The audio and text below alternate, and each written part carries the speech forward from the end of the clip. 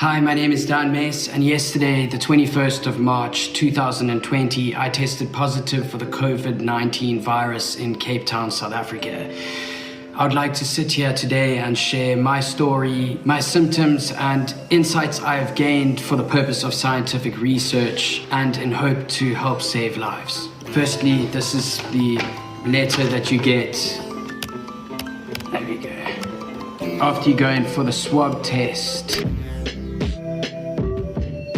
I'll read it to you. SARS coronavirus 2 RNA was detected in the sample, and then I got a call from my doctor to say that I've tested positive. Before I get started, these are some basic, simple facts about myself in hope to better understand for research purposes. 1, I'm 30 years old. 2, my diet at the time of contracting the virus is vegan. 3, I'm reasonably active. 4, I do take medication daily. It's an SSRI pill for depression. It's called Citraz and the dose is 10 milligrams. 5, I have no allergies. 6, I've had no previous life-threatening illnesses. And lastly, this video may be repurposed. I'm not going to monetize this video, and I won't put out any copyright, as my sole purpose for this video is to help better the research.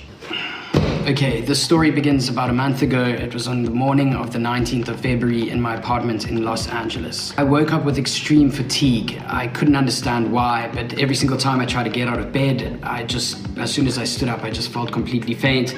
And I went to lie back down. I then later got in touch with my business partner to tell him that I won't be able to work that day. I still couldn't understand exactly what was going on, and what I had said to him was that it was probably just a whole bunch of stress. Then I proceeded to sleep that entire day and woke up that night with extreme night sweats. My bed and blanket were both drenched. Then the headache that came on the morning after was alarming. The pain, the sensation in my eyes, super sensitive to the light, and this overwhelming sensation of dizziness, as well as just feeling really lightheaded. But that morning, I then opted to try and get outdoors, as I took advice from a friend of mine, which was, that I'm probably just going through the motions of extreme stress from work, and maybe by getting outdoors and doing some exercise, it would reduce this. So I got into the car and off we went to go and surf. But it was by the time then when I put on my wetsuit, I realized that I was so out of breath. It was as if I had run a marathon without actually doing any exercise. I then tried to paddle out into the lineup,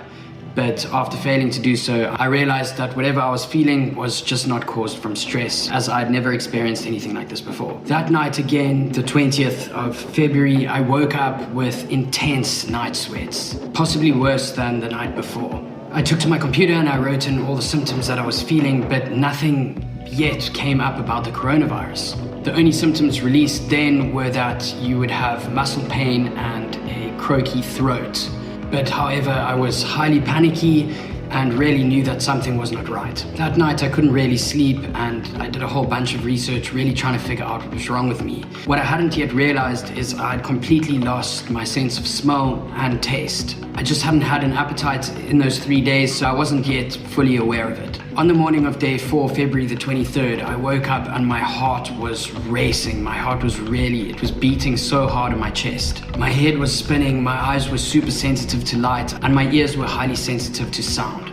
I had a huge pain in my chest, but still no runny nose and no phlegm in my chest. But I did have a strangely dry cough, and I just knew that it was time to see a doctor immediately. I then tried to stand up, but I couldn't, so my business partner arranged for a doctor to come and visit me in my home in Los Angeles. While waiting for this doctor to arrive, I decided to get onto the phone with another doctor who's a family friend of ours, who just asked me a couple of questions like, have I been to China recently? And when I said no, he said there's absolutely no way that I can have the virus. I then explained all the symptoms, from my headaches to my fatigue to muscle cramps to my cough to the night sweats, and he assured me that it was just a local flu. Then when the next doctor arrived, I was really seeking answers. So, I asked him, please, can I get this corona test? There's people on the news speaking about this illness that's going around. And he said to me, have you been to China recently? And I said, no. Then he asked me about my symptoms. He checked my vitals and said that I just do not show enough extreme symptoms to go through the process of having a corona test. But what he can do is give me an influenza B test, which is a similar test to the coronavirus test, the COVID-19 test, which is a white tube with a bud on the top that they put up your nose and take a swab, pull it out, and they can do the reading right then and there. which came up positive for an influenza B, which he then told me this may turn into pneumonia, and then gave me a list of symptoms which I could possibly feel within the next couple of days, which are very, very similar to those what have uncovered themselves as now as the COVID-19 symptoms. He then gave me a flu shot, told me to rest and to not do any exercise for, the next 5 days. I then once again asked him, "Are you sure that I do not have this coronavirus?" And he looked at me and said, "You definitely do not have the virus. It's just a normal flu that 35,000 people in Los Angeles have had already this year." The following 2 to 3 days, things started to get way, way worse, and I developed what I believed then to be pneumonia.